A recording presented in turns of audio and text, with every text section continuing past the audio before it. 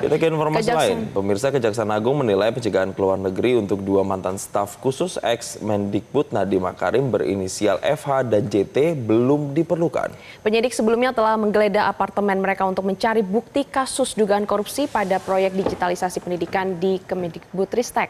Kapus Penkum Kejaksaan Agung Harli Siregar mengatakan pencegahan seseorang ditentukan berdasarkan pertimbangan penyidik. Jika kooperatif, saksi atau pihak berperkara tidak perlu dilarang berpergian ke luar negeri.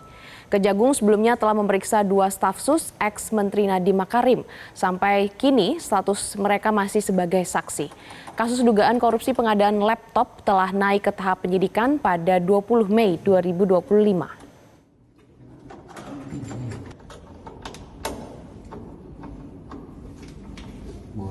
Status itu Pak, itu bagaimana hasilnya Pak? Ada perkembangan Pak?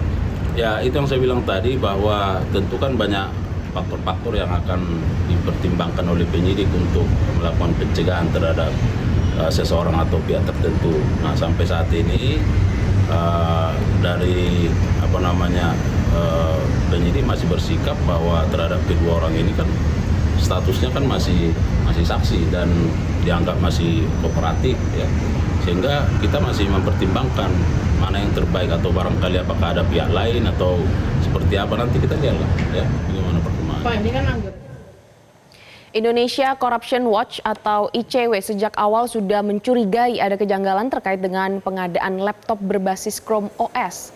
Proyek pengadaan laptop senilai hampir 9,9 triliun rupiah ini dianggap belum sesuai dengan kondisi jaringan internet di Indonesia yang tidak merata dan penyedia teknologi di Indonesia sangat terbatas. Itu izinkan kita selesai sampai 12:30 cukup? Cukup ya? Ya, ini kan pilihan dari kementerian itu ya. Menteri kemudian menentukan apa saja program-program strategis yang dilakukan, dan kita ingat bahwa 2021 itu adalah era pandemi COVID-19.